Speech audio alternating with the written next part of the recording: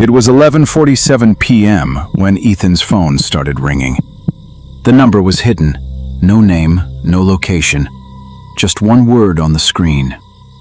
Unknown. Ethan almost ignored it, but then the phone rang again. And this time, something about it felt different. He answered. Hello? For several seconds, there was nothing, just silence. Then he heard breathing, slow, heavy, and strangely familiar. Ethan sat up in bed. Who is this? A voice finally came through, very quietly. Ethan, you shouldn't have come back. Ethan froze. He knew that voice. It belonged to his older brother, Ryan. The problem was, Ryan had been dead for 5 years. Ethan immediately pulled the phone away from his ear. The call ended. He stared at the screen. His hands were shaking. Ryan had died in a car accident outside a small town in Maine. Ethan had been there at the funeral. He had watched his brother being buried.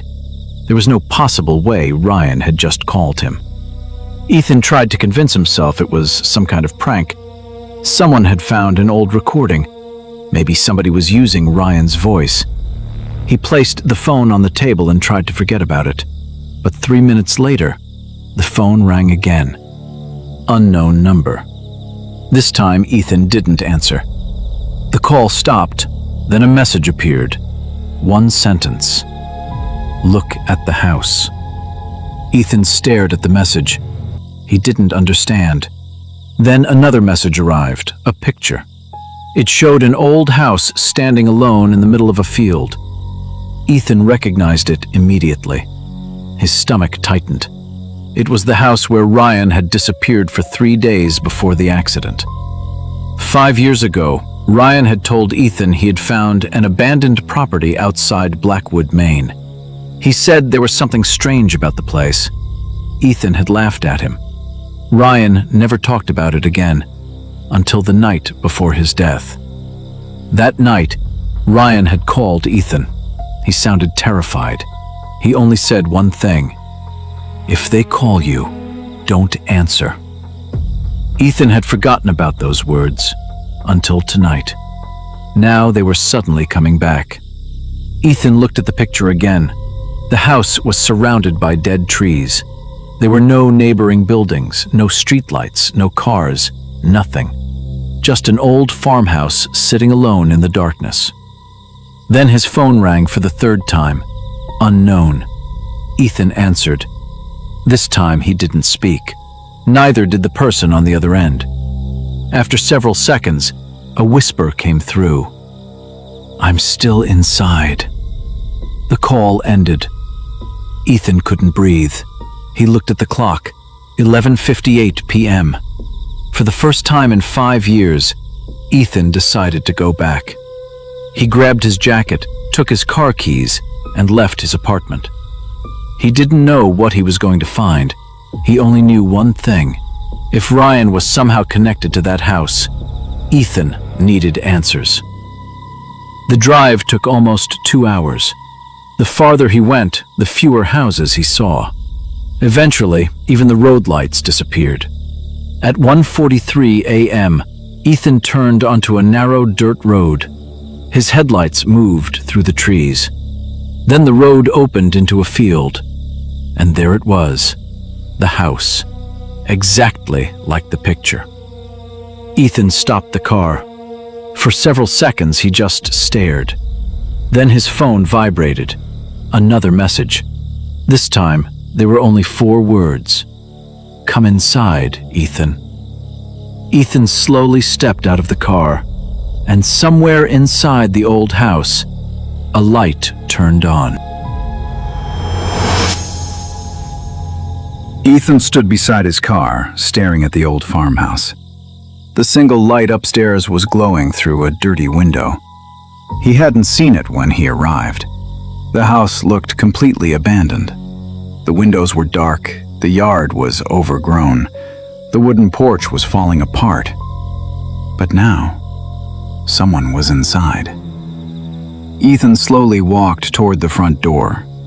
Every step made the dead grass crack beneath his shoes. He reached the porch. The front door was slightly open. Ethan stopped. He remembered Ryan's words. "If they call you, don't answer." But Ryan's voice had already called him, and now he was standing at the exact place where Ryan had disappeared 5 years earlier. Ethan pushed the door open. It made a long, painful creaking sound. Inside, the air was freezing. The house smelled like old wood and dust. He turned on his flashlight. A narrow hallway stretched in front of him. There were several doors. Most of them were closed. Then, Ethan noticed something on the wall. A photograph. He wiped away the dust. It was a picture of the house, but that wasn't what scared him. Someone was standing in front of it.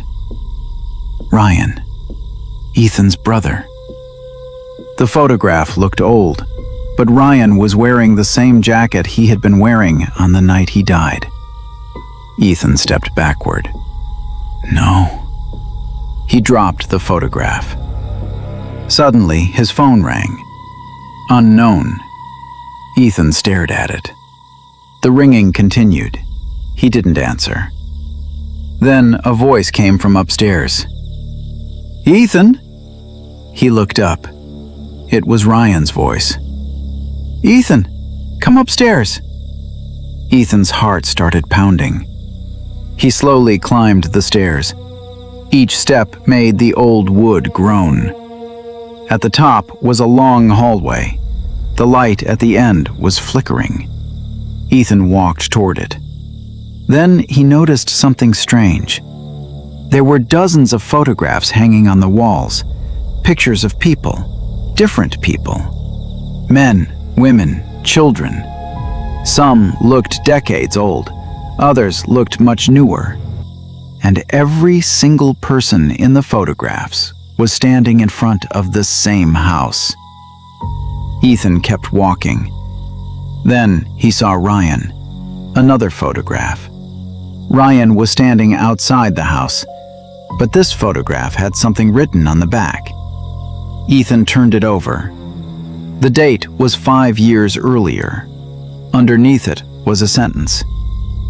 "He came here twice." Ethan stared at the words. Ryan had never told him he had visited the house twice. Then something moved behind him. Ethan turned around. Nothing. He raised his flashlight. The hallway was empty. Then his phone vibrated. A new message. "Don't go into the room at the end." Ethan looked down the hallway. There was only one room left, the door at the very end. His phone vibrated again. "Whatever you hear, don't open it." Ethan stared at the door. For several seconds, he didn't move. Then he heard knocking. 3 slow knocks from inside the room. Ethan stepped backward. Knock, knock, knock. Then a voice whispered from behind the door. "Ethan. Ryan." Ethan closed his eyes. He wanted to run, but then the voice said something that made him freeze. Something only Ryan could have known.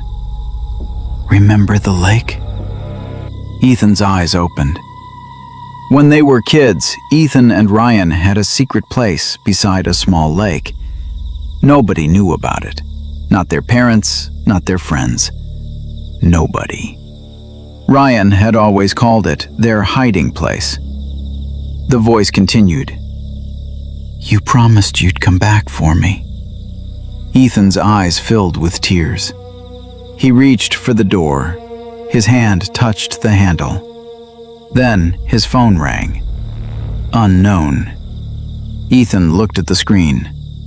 This time, the caller ID wasn't unknown. It said, Ryan.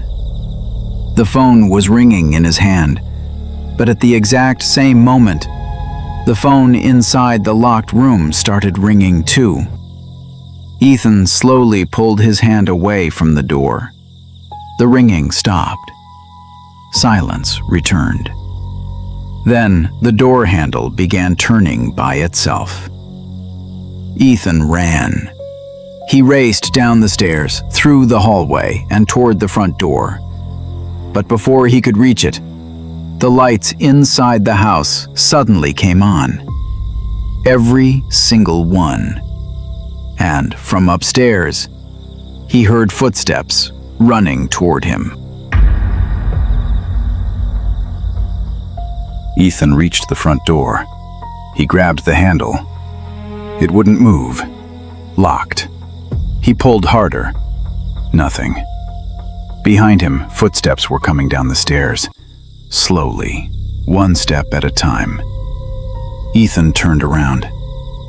The staircase was empty, but the footsteps continued. He backed away from the door. Then his phone rang. Unknown. He answered without thinking. Ryan? For a few seconds there was only static. Then Ryan whispered, "Don't look upstairs." Ethan froze. The footsteps stopped. He slowly looked toward the staircase. At the top, someone was standing there. It looked like Ryan. Same face, same jacket, same height. But something was wrong. The figure wasn't moving. It was simply watching Ethan. Then Ryan's voice came through the phone again. "That's not me." Ethan's blood ran cold. The figure at the top of the stairs slowly smiled. Then it began walking down. Ethan ran toward the kitchen. He found a back door and kicked it open. Cold air hit his face. He ran across the field without looking back. Behind him, the house remained completely silent. He reached his car. His hands were shaking so badly that he almost dropped the keys. He started the engine and drove. He didn't stop until he reached the main road. Only then did he look at his phone. There was one new message. "Thank you for coming back." Ethan deleted it. Then another message appeared. "You finally brought someone home." Ethan stopped breathing. He looked into the back seat. Nothing. Just darkness.